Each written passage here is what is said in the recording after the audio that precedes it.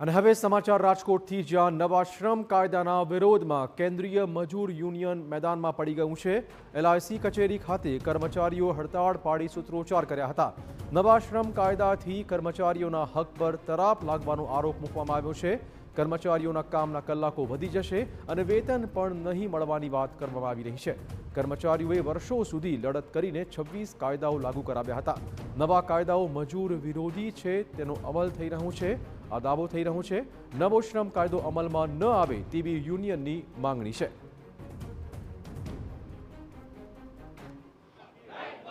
अनेक सरकारी संस्थाओं खानगीकरण विरोध में केंद्रीय यूनियनो है ते आजे जे हड़ताल पर है। आप जे प्रकारे दृश्य जोई रह्या छो कि अत्यारे LIC कचेरी है त्यां अत्यारे जे विरोध है ते करवामां आवी रह्यो छे। ट्रेड यूनियनो है तेमना द्वारा विरोध है ते करवामां आवी रह्यो छे।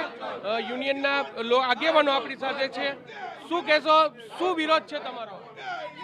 आज देशभर में LIC बैंक कर्मचारीओ GEB ना कर्मचारीओ आज जे केंद्र सरकार की नीतिओ है ए केंद्र सरकार की नीतिओ सामे आज हड़ताल पर उतर्या है।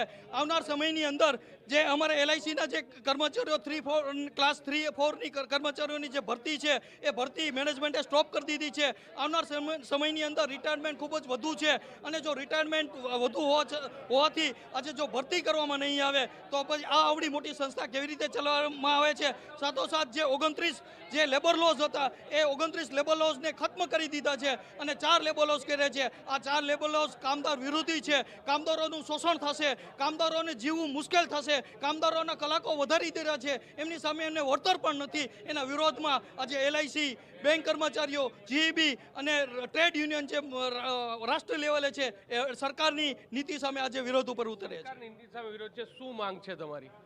मांग तो नहीं पर जे छे खास तो मजूर कायदा जे छे लेबर लॉज जे छे लेबर लॉज में फेरफार छे एनो जे कामदार वर्ग छे नौकरियात वर्ग एने बहुत मोटी इफेक्ट थाय छे। सो सामान्य में नाना माणसने छे ने ए तकलीफ थाय छे। जे ओवर टाइम मळतो तो जस्ट एक खाली एक्जाम्पल आपू कि अत्यार सुधी वर्किंग अवर्स 8 कलाक हता, नवा कायदा प्रमाणे 12 कलाक थई जाय छे। तो जे 4 कलाक कामदारोने जे मळतुं हतुं ओवर टाइम ए बंध थई जशे। आवा तो घणा छे वस्तु। एना विरोधमां आज देशमां 3 करोड़ कर्मचारीओ LIC bank dockyard port ST आवा घणा ए बधा जे साथे जोड़ायेला छे। भारतभर में आखा 3 करोड़ कर्मचारीओ हड़ताल पर छे। 3 करोड़ कर्मचारी हड़ताल पर छे। शुं कहेशो आप, जे नवा कायदाथी केटला कर्मचारी LIC ना केटला कर्मचारीओने असर थवानी छे?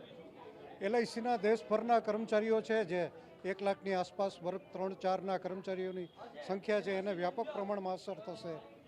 એટલા માટે જ અમે શરૂઆતથી જ મજૂર કાયદાઓનો સખ્ત વિરોધ કરી રહ્યા છીએ અને એટલા માટે જ ખાસ તો મજૂર કાયદામાં જે સુધારા વધારા કંઈ કરવામાં આવ્યા છે કોર્પોરેટ ગૃહોને લાભ થાય એ પ્રકારના સુધારા કરવામાં આવ્યા છે એનો જ ઉગ્ર વિરોધ છે। કોર્પોરેટ ગૃહને ફાયદો થાય તેવો શું કહેશો તમે?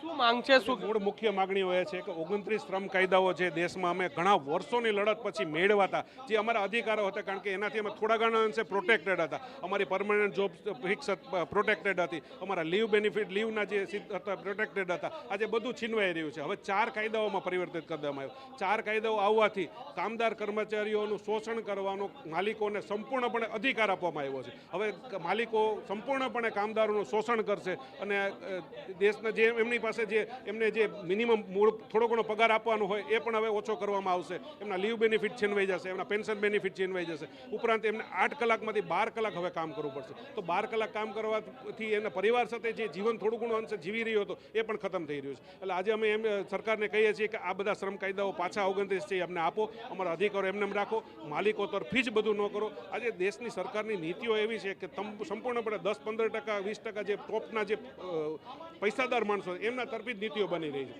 કોઈ ગરીબો માટે, આમ જનતા માટે, ખેડૂતો માટે, મધ્યમ વર્ગ માટે કોઈ નીતિઓ નથી। મોંઘવારી વધી રહી છે, બેરોજગારી વધી રહી છે, સામે કોમ્પ્યુટરાઇઝેશન સરકાર વધારી રહ્યું છે। તો કોમ્પ્યુટરાઇઝેશન વધશે તો નોકરીઓ ઘટશે તો આ બેરોજગારો ક્યાં જશે, બાળકો ક્યાં જશે? આજે તમે ખ્યાલ જ છે, તમે તો મીડિયાના માણસો જ ખ્યાલ છે, બેંગ્લોરમાં, પૂનામાં જ્યાં બધા જે લોકો IT કંપનીઝ છે બધે છટણી કરી રહી છે। છોકરાઓને કાઢી રહી, તો હવે એ લોકોનું શું થશે? એ લોકો રોડ ઉપર આવી રહ્યા છે. તો આ બધી પરિસ્થિતિ ગંભીર થતી જાય છે. એ ઉપરાંત ટ્રેડ ડીલ થઈ ગયું અમેરિકા સાથે, તો એનાથી જે અમેરિકાની કંપનીઓ અહીં આવીને બિઝનેસ કરશે, મતલબ આપણી કંપનીઓ, આપણા નાના વેપારીઓ ક્યાં જશે? તો આ બધા પરિસ્થિતિ બહુ ગંભીર થતી જાય છે. આમ હવે મને તો દેખાઈ રહ્યું છે કે આગામી દિવસોમાં તમામ પબ્લિક, જેને આ નાનો જે માણસ છે, જે મધ્યમ વર્ગ છે, જે પ્રાઇવેટ નોકરિયા છે, બધા આંદોલનમાં જોડાશે અને ક્રાંતિ આ દેશમાં આવી રહી છે, દેખાઈ રહી છે. જે શ્રમ કાયદા નવા લાગુ કરવામાં આવી રહ્યા છે તેને લઈને વિરોધ છે તે કરવામાં આવી રહ્યો છે અને દેશભરના ટ્રેડ યુનિયનો છે તે આજે હડતાલ પર છે અને તેમના દ્વારા જે લડત છે તે ચલાવવામાં આવી રહી છે. નવા જે શ્રમ કાયદા છે તેને અમલ કરવામાં ન આવે તેવી માંગ છે તે કરવી છે. આ ઉપરાંત ખાનગીકરણ સહિતના અનેક મુદ્દાઓ છે તેને લઈને કર્મચારી યુનિયન છે તે આજે હડતાલમાં જોડાયું છે. કેમેરા પર્સન ભાવેશ લશ્કરી સાથે મોહિત ભટ્ટ, TV9 રાજકોટ.